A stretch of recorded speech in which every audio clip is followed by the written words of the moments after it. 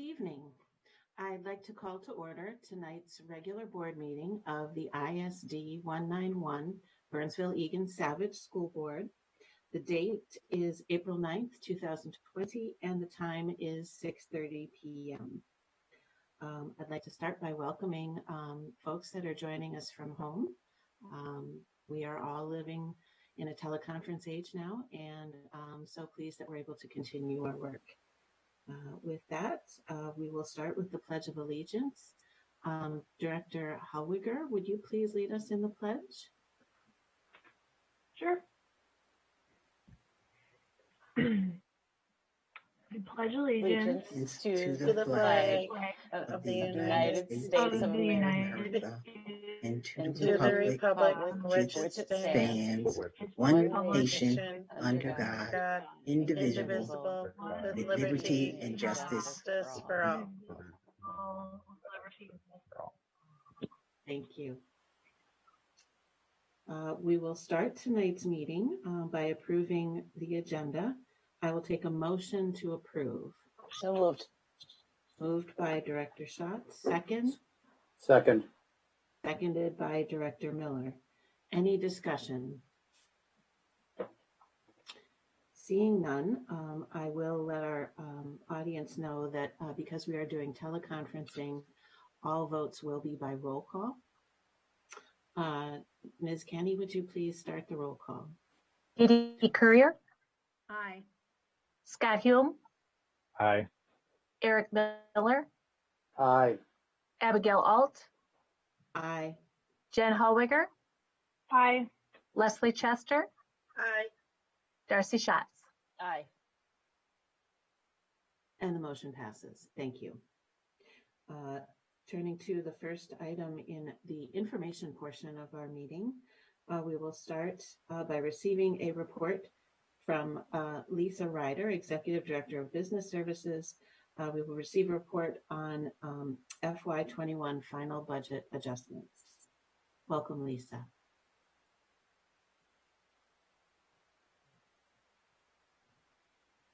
Good evening. I am to give you a report regarding our adopted budget FY21 and our preparations to bring forward to the board in June a budget that is a total budget for adopted in June. And in the process of developing this, we have gone through a number of different conversations with our own internal staff as well as with the board. At this point in time, we have a summary presentation of the final adjustments to date. Dr. Battle, I wonder, did you want to give any statements before I got into the PowerPoint? No, please proceed. All right. So to begin then, I will go ahead and move over to the PowerPoint presentation and share that on your screen.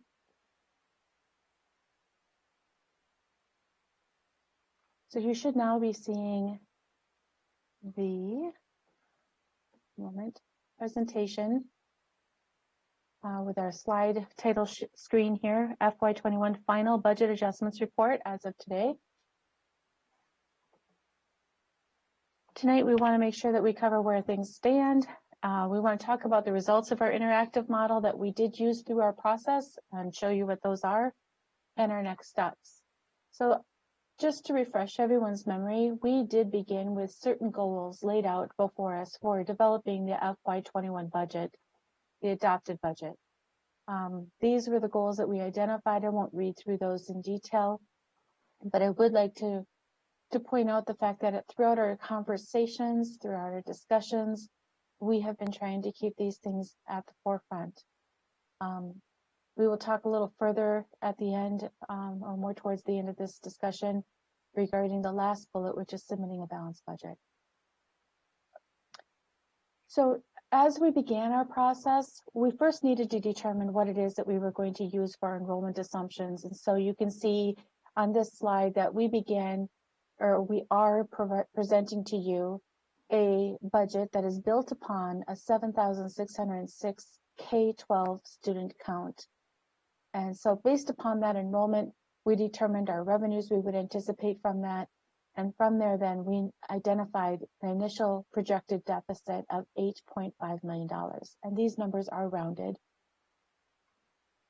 At that point in time, as we talked about with our general community, the fact was that we went into this entire school year knowing that we needed to approach our concerns related to our financial situation from a very multifaceted approach, that being the integrated action plan. Part of that integrated action plan was the voter approved levy. So you see that reflected here of an equivalent amount of $1.6 million. Additionally, we talked about the closing of facilities, and through that process, the board determined the closure of 2 elementary schools and 1 middle school for next year, and we calculated then the additional savings we would anticipate seeing, mostly personnel related, of $2.6 million. The next line indicates a right sizing based on enrollment. You'll see the details in just a couple minutes, but it totals up to about $1.3 million for purposes of right sizing. That means aligning our staffing ratios to the true enrollment that we're anticipating and projecting, at 7,606 for K-12. Beyond that, then, there was quite a bit of conversation and discussion around various different areas, keeping in mind our goals, keeping in mind the strategic direction of the district, and identifying $1.74 million of additional adjustments and efficiencies. Some of this discussion went all the way up through this week on Tuesday evening. And so this is updated for that information, and that is what is being presented tonight. We have still, though, a remaining deficit of $1,260,000 projected. So given this, what we have attached here are 2 PDFs. And I just want to show this first one here. I'm going to try and make this a little larger for us. I think that's a little easier for the public to see as well. This is our 1-page summary. It's a very common slide that we show when talking about our general fund, and that's all we're talking about is our general fund here. So you see that there are a couple of columns related to the current year, the adopted and the revised budget, and you see a column for the previous school year that was audited, 18-19. On the far right, though, you do see a projected 2020-21 school year and a 2021-22 school year. And we are focusing on the second to the last column that reads the $14,204,411 for the total beginning fund balance, top row. With that number in play, we then calculated those revenues based upon that enrollment of 7,606, and then the expenditures. This expenditures number is a roll-up of all of the costs that we anticipate with certain percentage increases on a line item basis. And then applied to that was the list of budget adjustments that we will look at next. So this is reflective of after the fact of those budget adjustments, and shows then a resulting variance of revenues less expenditures, showing a negative $1,260,166. It does indicate a total ending fund balance of $12,944,245 is projected at the end of 2021 school year. It does use estimates, as you see below, breaking down our fund balance as to how much of that might be non-spendable, and that's an estimate based off of prior year audited figures. The restricted is an estimate based off from where we are beginning and where we anticipate we could spend those restricted funds first before unassigned. Same is true for committed, which reflects pretty much our carryovers and propay. And then the unassigned is reflective of those dollars which are not tied to anything in particular, but unassigned. The formula you see below of 6.87 is the percentage that is calculated for that unassigned fund balance that is projected for fiscal year, school year ending 2021. The other link on this particular slide is the final list of FY21 adjustments. And I just want to navigate here so that you can see as I go. So on this list of final adjustments, you will find that the format we've used is a reference number on the far left. The department is listed next with an item description, an estimate of the FTEs that are related to that particular line item, a yes or a no, N. Everything on this list should be yes as we look at this, as they have then gone through the process of being reviewed and a determination made as to whether it would be included. Next column is the total savings, or in some cases, if there's no brackets around it, it could be a cost, an added cost for what that adjustment reflects. And in the case where it is personnel, it is reflective of salaries and benefits. There is also an impact statement. As we go down, you'll see that. So I just want to point out the slide that we just spoke of with the groupings of the various dollar amounts. And we start with the $8.5 million deficit. You'll see that rows 1 through 13 all reflect those items related to the closing of the schools. Lines 14 and 15, they reflect the right sizing. And these above are colored blue, as the blue at the very bottom you can see indicates by our key that these are items decided by the board or considered part of our base. So these were board determined, as the closing of schools was board determined, and then the right sizing was agreed. We would move forward with that as part of our base. When we look at the green colored items, which range from numbers 16 all the way down through numbers 46, those the green reflects those recommendations from the leadership team, and items that are very detailed in nature that were determined at a level of management. As you can see from these, there's all yeses on these. Again, they are green only for that reason, and also reflect negatives being budget adjustments that will save dollars, whereas those without brackets, such as lines 41, 42, those do not show that. They are additions to our budget. And the last two lines I'd like to speak about are 50 and 56. These are blue again, as these were under board discussion the other evening and were determined by the board as being indicated that that was a desire. As we take a look at these, you will see some missing reference numbers. I want to point out to the public, they are missing because there were line items that have been removed from our list from consideration. And so we hid those lines and do not show those.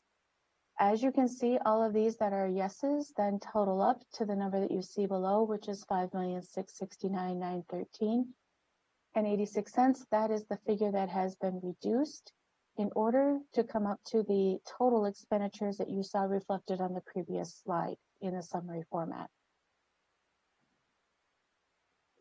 As we move away from that detail and to the next slide, we did seek budget input as well from our public.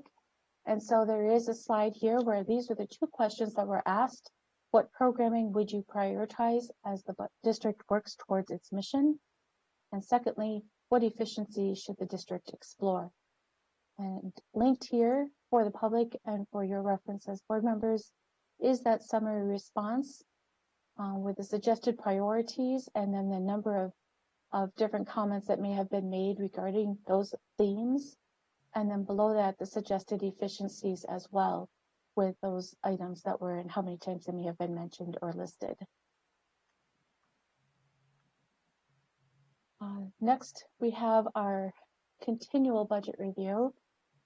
So as we've gone through this process up to now, it's been quite a bit of work in developing the line items and determining the cost for the various different suggested positions and items.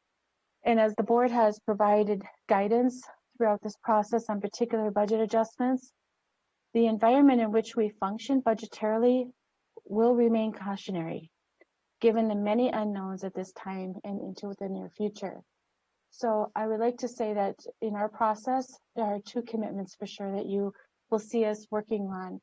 That is to ensure quality instructional programs and students' supports. Secondly, to ensure that we align our expenditures to the revenue that is received. We are acknowledging that there are many unknowns at this time. To name just a few of them, COVID has reduced revenue streams for us. To what extent is yet to be determined, as we do not necessarily know the full amount of emergency funding that may come our way, whether it's through federal means or through state means. So at this point in time, we do recognize and know that with the closure of our buildings and the inability for us to continue to offer some of our spring sports or activities or rentals or community ed courses, all of that has had an impact on our revenue streams. Additionally, we acknowledge that an unknown for us at this moment is the enrollment for fall. We are estimating a figure. That amount may or may not be exactly what we see in the fall, and that's why it's an estimate.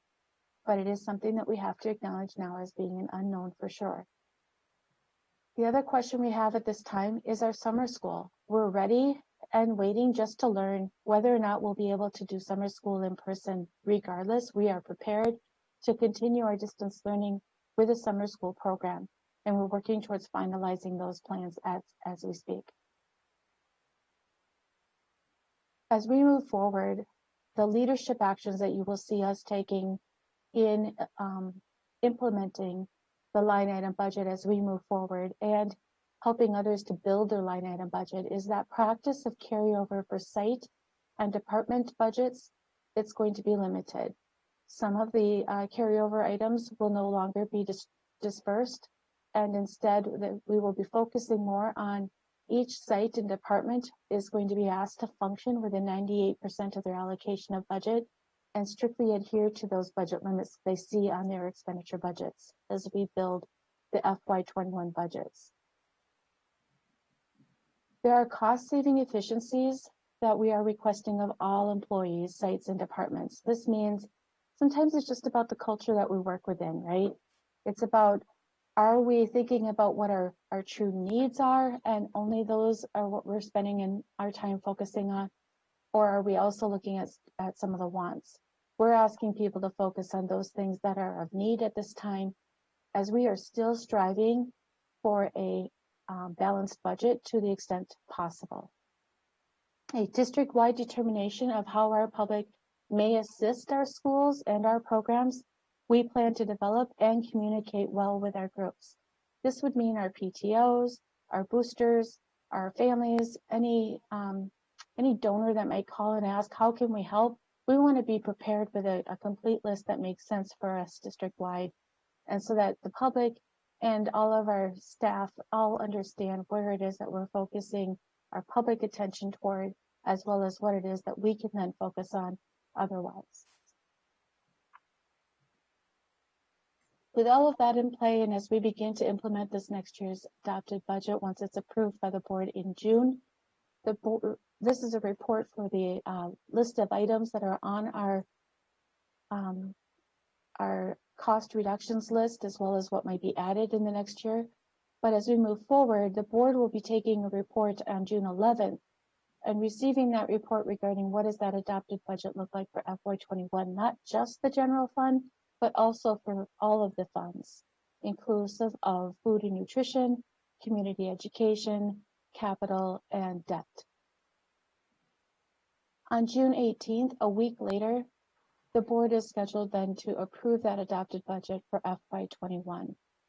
As per statute, a school board must approve the adopted budget for the next fiscal year by June 30th. This year is going to be a little bit more challenging in some ways, in the fact that we are also being asked to make sure that we are making any budget transfers also before the end of the fiscal year. So those budget transfer requests would also be presented to you in June for your consideration. And the only reason we would find ourselves doing that this year would be around the COVID impact. And so we are working to try and track and monitor our current, in some cases there's savings, and in some cases there's additional costs. In the end, we need to determine exactly how much is eligible then for that budget transfer. and then make that request for the board approval then in June. And that concludes my report. Thank you very much, Lisa.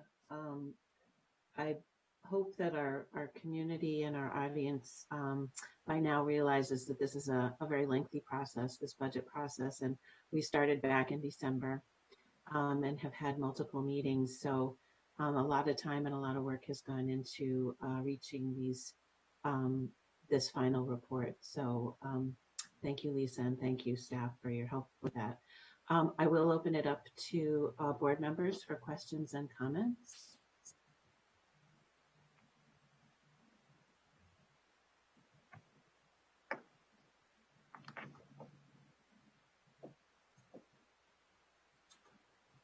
There we go. Director Schatz? No, that was me, Eric. Or did you raise your hand? I raised my hand. Oh, you officially raised your hand. All right, I will. I just want to echo what Gerald expressed and express my thanks to Lisa and the whole staff. It is a complicated, difficult process, and my thanks to them for helping us make the best decisions that we can for the district. Thank you. Director Miller? Yeah, the same. Thank you to Teresa, Lisa, and the rest of your administrative crew for the work you guys have put in, the attention to detail and the tolerance of our questions and time, the timing involved. I appreciate all that. To the general public, I think it's important to understand that, we say this all the time, that school finances are very complicated. They don't run the normal gambit of what you would consider normal financing.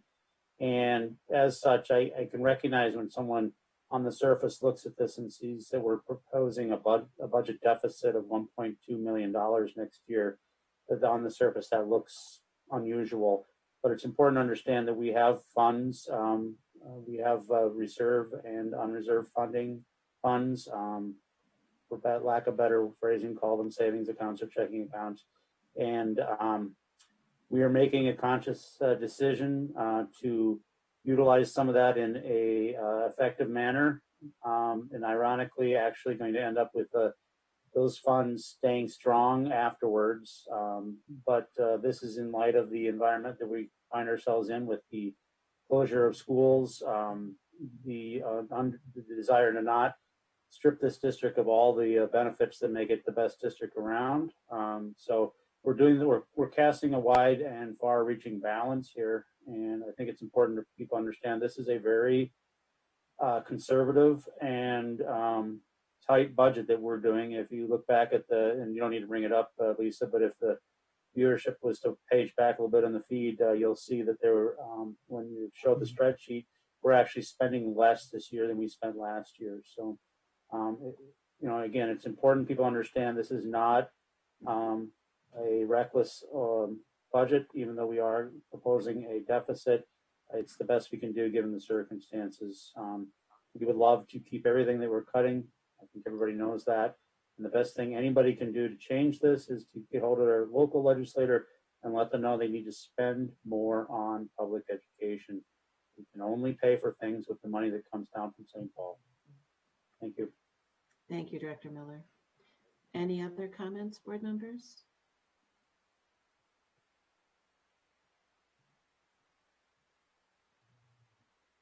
Okay, I will wrap it up then and dovetail Director Miller's comments that it is a conservative budget, and we recognize that this is the work that we needed to do to keep ourselves whole. At the same time, I have to acknowledge that we are going to lose some very talented and caring staff and teachers as a result of this process. And that is not something that any one of us takes lightly. I think I can speak for all of us on that these are very hard times, and we'd prefer not to have to make those cuts. I think also Lisa alluded to this in one of the final slides, that we are looking at a culture shift in terms of expectations that we will live, that all of us, each of us, will live below our budget. And that's very important. We're all in this together, and we all need to mind our, pennies, nickels, and dimes to make sure that we come in as close to budget as possible. And that means thinking about the needs versus the wants. Lisa, I liked how you had put that. So with that, I will wrap us up and we will move on to the next topic. Thank you very much, Lisa. Next, I don't believe that Yoda Heat joined us this evening. Let me look to see. Nope. Okay.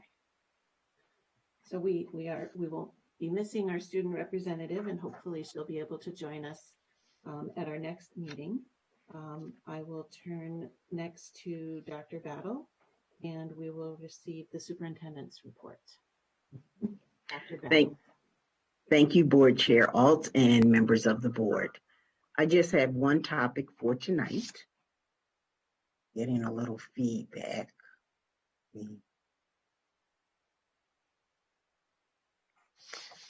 I just have one topic for tonight, and I don't think you'll be surprised about what that topic is. The last time I gave a superintendent's report to the board, it was March 12th. I simply let you know at that time that the Minnesota Department of Health was not recommending that schools close to students. It's been less than a month, but it feels like a year has passed. We are living in a different world than we were 4 weeks ago. First and foremost, I want to say how incredibly proud I am of the 191 team. When Governor Walz ordered schools to close and called for all hands on deck to provide learning, meals, and childcare, our staff members responded with passion, creativity, selflessness, and determination to find a way to make it happen. The challenge put before us was and is great. How do you provide childcare and maintain social distances practices? How do you prepare materials and deliver them through car windows and in neighborhoods when you don't even know how many meals you will need? How do you create and launch a whole new model of distance learning in under 2 weeks? Our district saw this challenge as an opportunity to make a positive difference in the lives of our students and in our community. We didn't just sit and worry about what we didn't know or focus on what couldn't be done. We made the path to what could be done. I've been part of this community for just over 9 months, and I've learned that's what it means when we say we are 191. We look forward, we find a way, we do it together. All of that said, we must acknowledge that this may be a traumatic experience for our community, for our students, families, and staff. We still have barriers to overcome, and even when we do, people will be changed. I want to encourage every one of our families and all of our staff to be mindful of their own needs, especially their mental health. There are resources available on our public website for families, whether it's accessing financial support or physical and mental health support, and staff members can access our employee assistance program, and that information is on Staff Central. I want all of you to know that we can be proud of how we've responded to this crisis. We must also continue to be vigilant, to care for each other, and to live our values. Based on what I've seen, I'm confident we will. Thank you, 191 community, and I'd also like to give a special thanks to board members for your guidance, your support, and your patience as staff figured out this whole new world. But we are committed to making sure we continue to educate our students, to support our communities, especially for our healthcare workers and first responders as we care for their children to get through this crisis. Thank you so much. Thank you, Dr. Battle. I'll open it up to board members for, just clarify for individual board member reports. At our next meeting, we'll take committee reports. Any hands for that?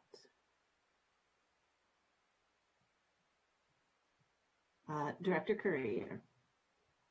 Hopefully I can do this. Thank you, Chair Alt. I have a colleague who lives in Oregon, and I've been chatting with her. She's a teacher in a district there. She teaches secondary English. And of course, they're not attending school as well. And it was a good conversation for me as I did a retrospective on the decisions we've made as a board over time to provide Chromebooks and to provide technology, passing the technology budget or levy to provide our students with tools that made this happen for our students, to make it possible for our teachers and our students to continue with their learning. As I listened to her story and I was comparing notes, and I thought, this is incredible, what we've done for our students here. So she was telling me that some of the things that they were going to have to do, mostly review rather than moving forward with the curriculum. And for kids who are looking to go to college or to finish a term paper or those kinds of things, that wasn't very good. So I'm proud of our district and some of the decisions we've made in the past. So I just wanted to comment on that I think we've done some things in the past that are serving us well right now. So thank you, Gerald. Thank you very much, Dr. Courier. Board members, any other comments or reports?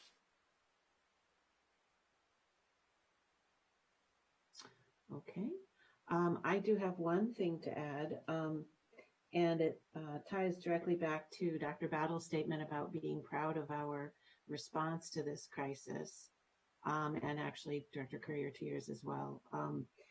Just wanting to let people know that as a community, we are really pulling together and trying to figure out how we can support one another.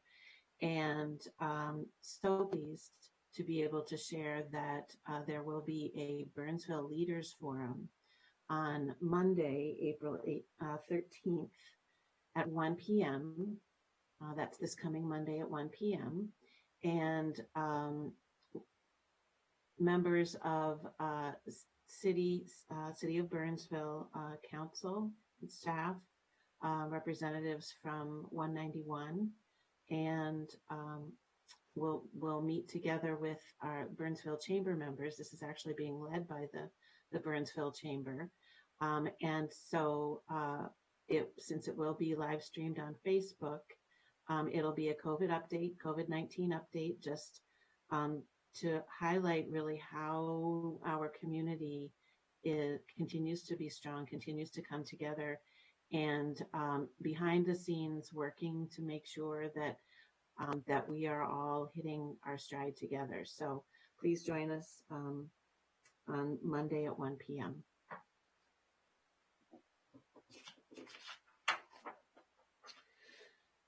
Next, turning to the business portion of our meeting, we're being asked to approve the consent agenda. Although board action is required, it generally is unnecessary to hold discussion on these items. In the event that a board member wishes to discuss an item, that item will be moved for separate consideration. Is there anything that a board member would like to move for separate consideration?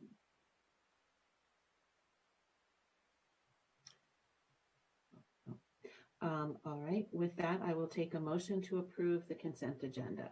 So moved. Moved by Director Schott, second. Seconded by Director Courier. Ms. Kenny, would you please call the vote? Scott Hume, Aye. Eric Miller, Aye. Abigail Alt, Aye. Jen Hallwigger, Aye. Leslie Chester, Aye. Darcy Schatz, Aye. Dee Dee Courier. Aye. And it passes. Thank you. Next, we'll start our new business discussion with Stephanie White, Director of Student Support Services.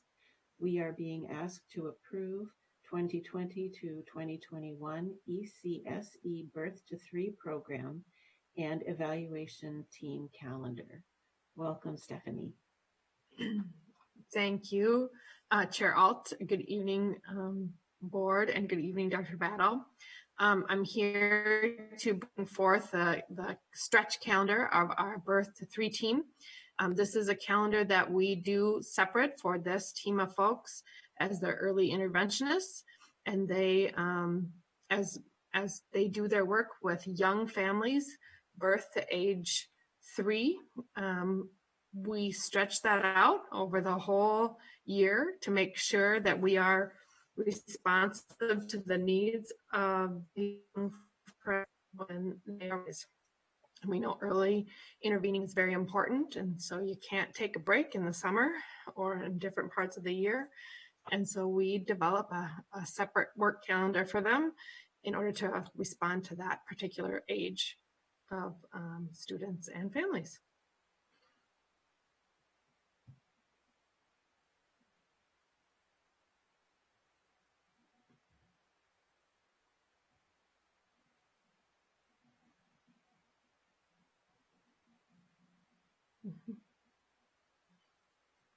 I can't hear you, Abigail. Gerald, I think you're muted. Got it. Sorry, I couldn't tell if Stephanie, if there was buffering or if you were still speaking or Nope.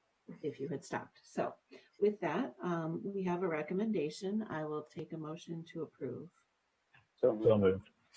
Moved by Director Hume, seconded by Director Miller. I'll open it up for questions and comments.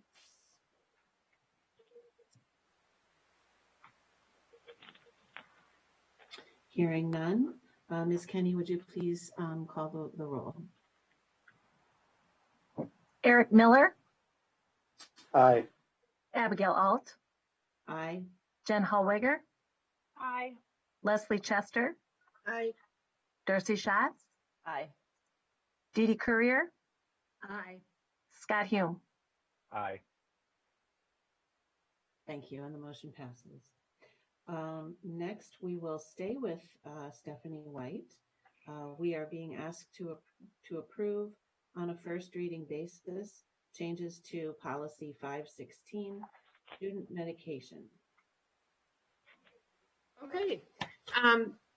This policy is up for revision, and we're recommending that we adopt an addition towards the end of the policy that talks about sunscreen.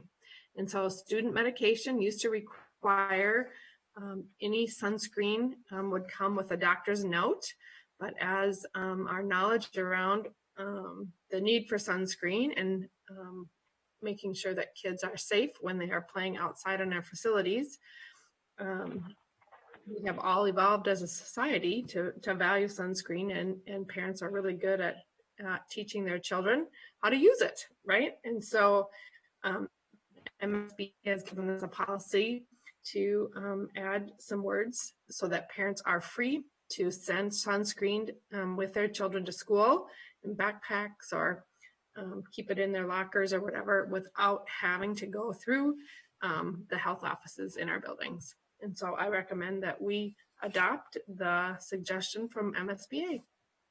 Great. Thank you very much. I will take a motion to approve. So moved. Moved by Director Chester, second. Second. Seconded by Director Hume. Any questions? Director Courier, you have your hand up? Yes, I do.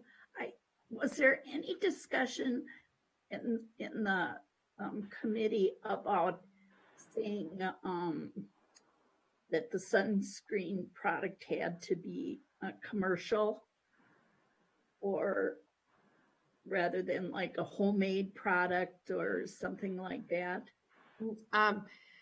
There was not that discussion, but with the licensed nurses, they felt pretty strongly that this was a really great recommendation for our students.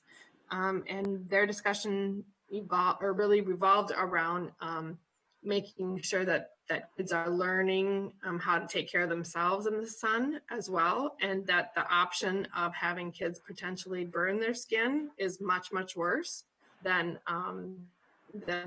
using sunscreen. So even if it was lotion or wasn't as strong, they would work or support the parents without those conversations if they felt that an individual student needed a conversation around what they were using, or if it wasn't strong enough or whatever.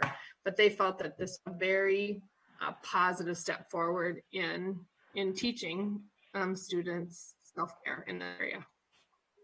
So the nurses felt that this was strong enough language that they would use the correct product. Okay. Yes. Thank you. Yes. Any other questions? Seeing none, Ms. Kenny, would you please call the roll? All right. Abigail Alt, Aye. Jen Hallwiger, Aye. Leslie Chester, Aye. Darcy Schatz, Aye. Dee Dee Courier, Aye. Scott Hume, Aye. Eric Miller. Aye. Thank you. And the recommendation passes. Thank you, Stephanie. Next, we are being asked to approve on a first reading basis changes to policy 802, disposition of obsolete equipment and material. And I believe this one goes to Lisa Ryder. Thank you, Chair Alt. This evening we have a policy brought to you with some MSBA, Minnesota School Board Association, statutory changes that were recommended, and the Policy Review Committee on March 10th reviewed these. As you take a look at the policy itself, everything's pretty much the same as it has been until you reach letter H, at which point then it's basically including tablet devices, doing some renumbering, and then it's giving an option, it's adding an option for us to be able to expand the potential recipients of surplus school computers. The option that's being added is for the school board, upon board resolution, to create the option to sell or give surplus school computers to qualifying students. So that's new and different, and something that I think gives the local school board opportunities then to address whatever needs they may feel they have in their community, aside from the other options that in the past have been available when it comes to dealing with equipment that is considered obsolete.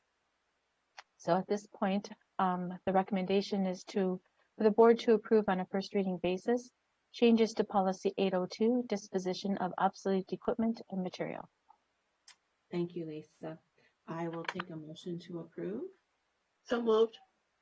Moved by Director Chester. Second. Second. Seconded by Director Schatz. Any questions or comments? Seeing none, Ms. Kenny, would you please call the roll? Jen Hallwiger, Aye. Leslie Chester, Aye. Darcy Schatz, Aye. Dee Dee Courier, Aye. Scott Hume, Aye. Eric Miller, Aye. Abigail Alt. Aye. And the recommendation passes. Thank you. With that, we will now adjourn to a board workshop where we will receive information on health and dental insurance and the renewal of those. So I will declare us now adjourned, and we will move straight into the workshop with Stacy Silvine, Executive Director of Human Resources. Welcome, Stacy.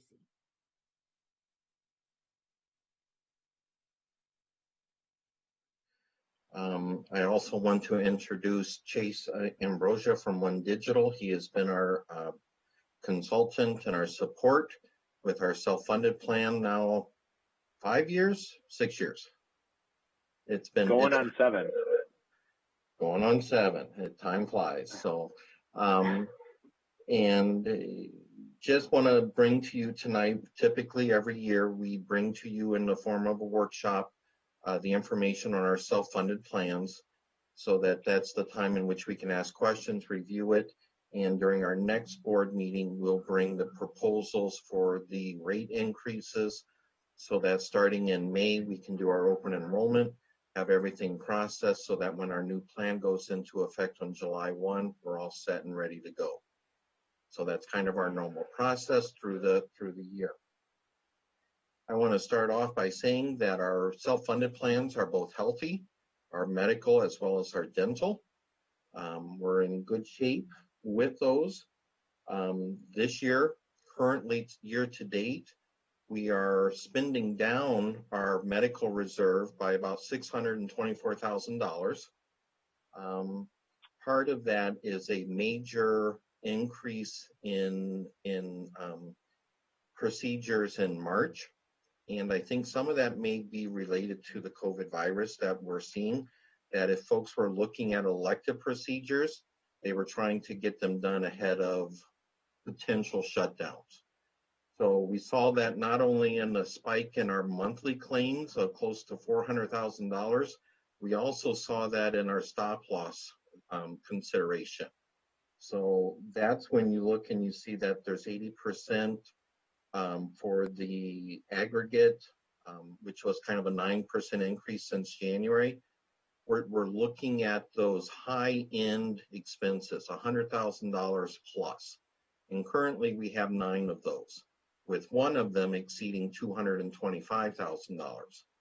Whenever one of the costs exceeds $225,000, that's where our stop loss insurance kicks in, okay? So for a self-funded plan, we're not in this by ourselves. We do have a backstop.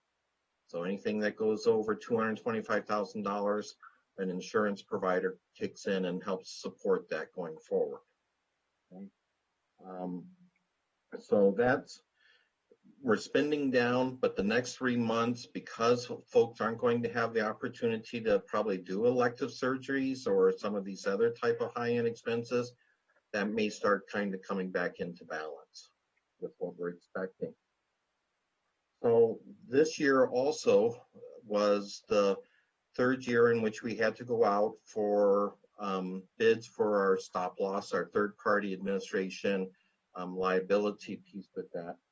And we received bids back, and overall the increase is going to be about 1.48%, okay? So what that averages out is just a little over $22 per employee per month is what that'll end up looking like. Again, part of this is I don't have the staff that process all the insurance claims. We use Preferred One. So regardless of where folks go out for their insurance, their doctors, networks, Preferred One then processes all those bills, make sure that they get paid appropriately. They help us manage the money going in and out really, going out from the district, but they take care of all of that for us. So they have a fee for that. They also help with the stop loss as I was referring to, anything over $225,000. Overall, it's a good bid from them. They've been our partner now for a number of years, and we're looking forward to moving with them going forward. We do have a price lock-in for the admin fee of $43 for the next 3 years, as well as a wellness credit, which we use to help for our employees in their program for wellness, just bio scans in the fall, flu shots, those types of things that are help supported through this plan. And then also we'll have a 25% rate cap for stop loss for this renewal. Now moving into the actual medical renewal. So last year, we ended up taking a 3.5% increase on our medical rates.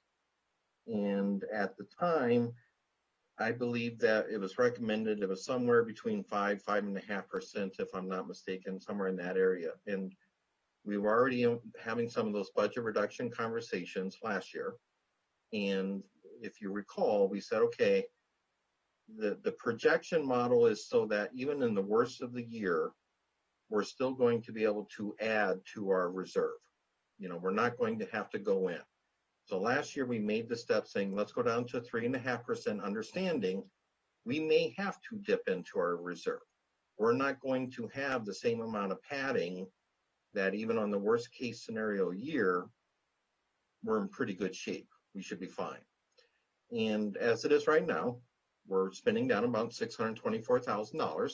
But like I said, we hope for a little bit of a bounce back for the last 3 months.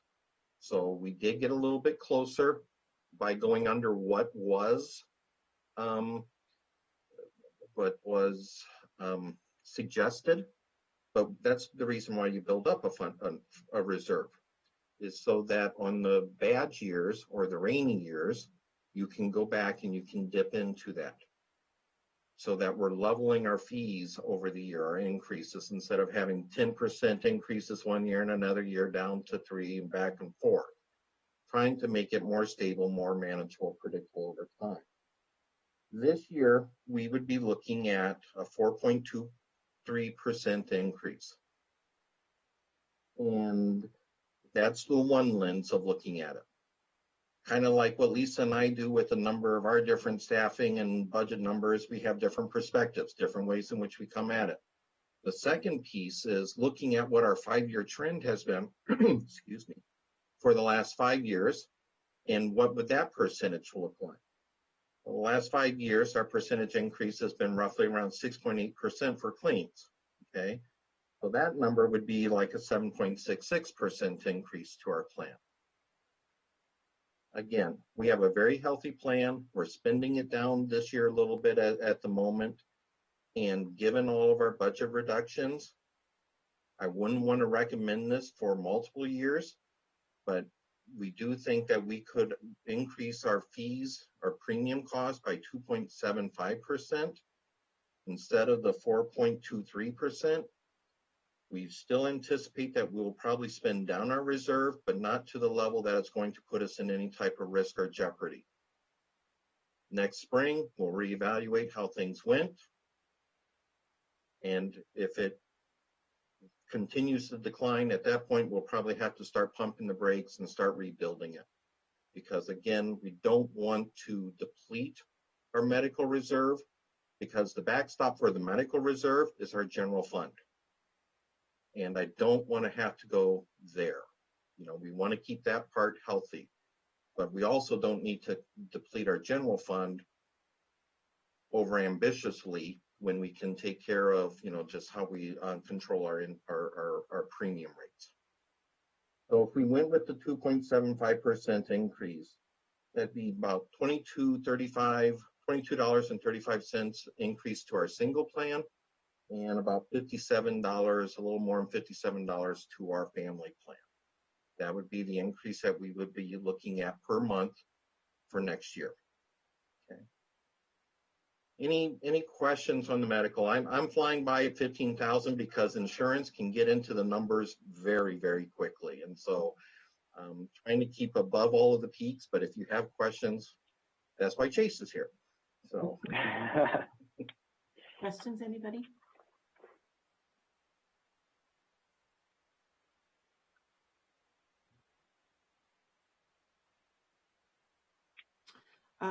I guess, Stacy, I do have one, and I'll give board members a moment or two to see if anything else bubbles up for them.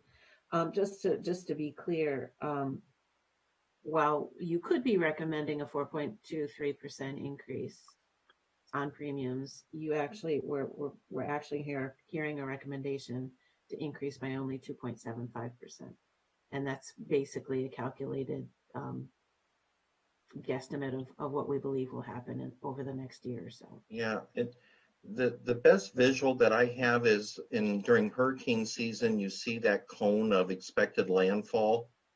And, you know, they feel that it's going to hit somewhere probably close to the middle, but they give themselves a little bit of margin, either north or south of it.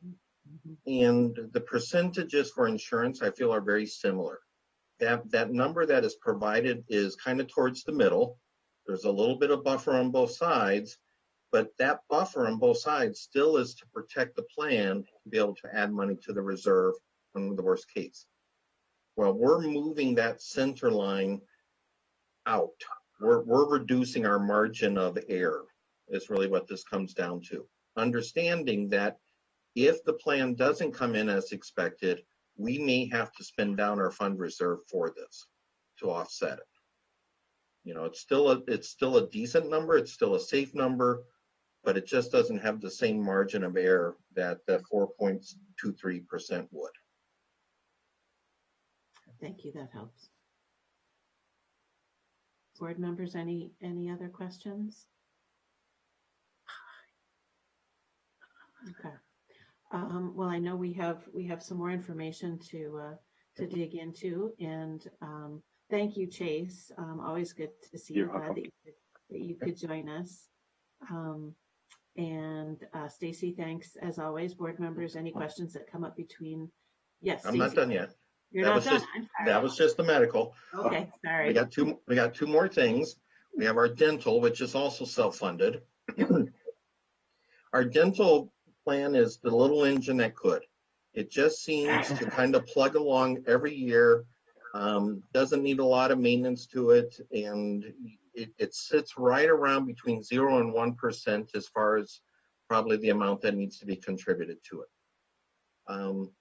Quite frankly, we need to educate our staff a little bit more because staff are not taking advantage of their preventative care nearly as much as they should.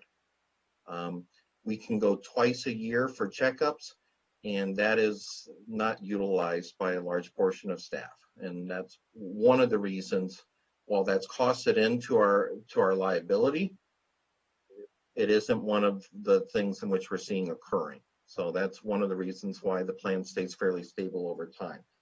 I'm looking at a 1% increase, just a minimal flat increase in that area as well. Finally, the last thing is we also went out to renew our bids for life and long-term disability. And part of that has been one of our conversations through our negotiations process to change our language and our agreements to allow us to explore other options for long-term disability. Our plan kicks in after 30 days of eligibility before LTD kicks in. That's a pretty rich plan. But we weren't able to implement with a new company yet at this time, or a low bid on that, because I still have 3 contracts that are open, one to be ratified yet as well. So what we did is we went out, then we came back to Hartford, who is our current provider, and said, can you provide us a 2-year extension with us staying with you? And because that'll get us through this round of negotiations, a 2-year extension. And since all of these other bids were coming in lower than yours as well, can you do anything about that? And we will stay with Hartford for our disability and life insurance, but we're also going to be spending $28,000 less to do so. So we were able to leverage our plan in the long run and get a reduced rate for that. So our rates in those areas will be declining. And I'm really excited if we get the language that we're looking for in all of our contracts. When we do go out again in 2 years, I believe we'll be able to, maybe we won't even have to change our plan, but we will definitely be able to even leverage it for even more reductions in our cost.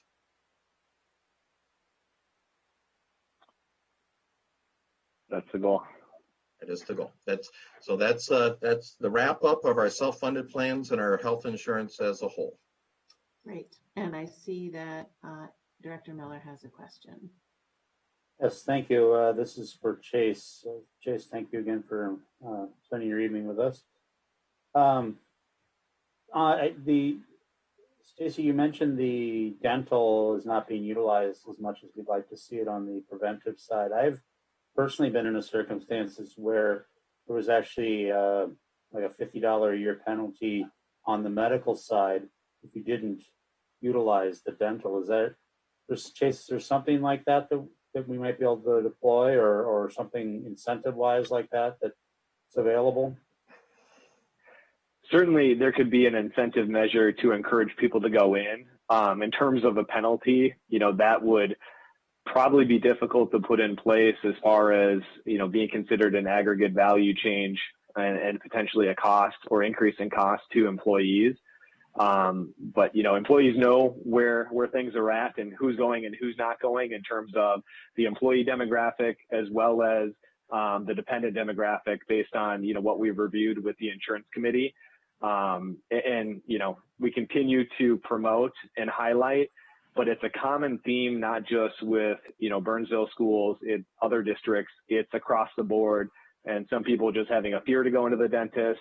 Or just, not wanting to because they think they're young and invincible.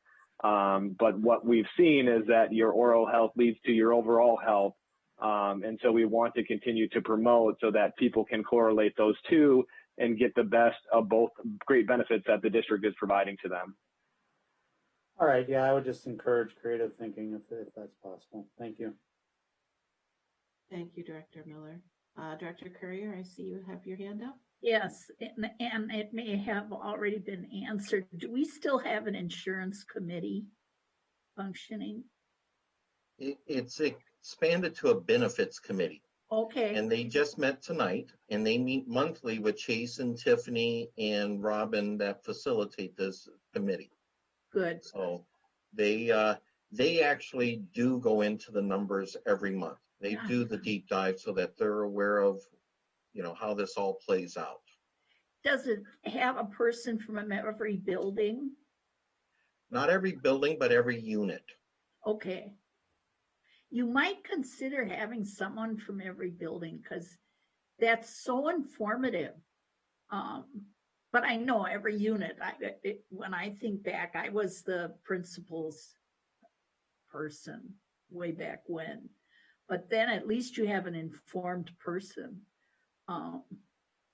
But if it may help that dental use if you had someone in every building. Yeah, it is our ongoing struggle, that communication out from what the committee knows to its members as a whole, encouraging folks. Sometimes it's a struggle just to get people that want to serve on the committee as well. I know. Okay, thanks. One of the best avenues too is with your new hires, bringing into the district and educating them on the benefits right out the gate and how they can take advantage of it. And that seems to be, something that HR has definitely been doing more so the last couple of years to get these new hires off to a good start and understand the value of the benefit with the HRA dollars and how they can take advantage of the medical plan. So we've definitely had an ongoing effort, really the last 5-6 years to help people understand what a great benefit they're being provided to, but also how they can take advantage of it, whether they're a short-term employee with the district or end up working there, 20, 30 years, their entire career. Indeed. Board members, any other questions? All right. Stacy or Chase, anything else that you wanted to share? No, with that, we will bring back the recommendation at our next board meeting. Great. Thank you, everyone. Great conversation, and we'll look forward to seeing you next Thursday. Thank you. Thank you.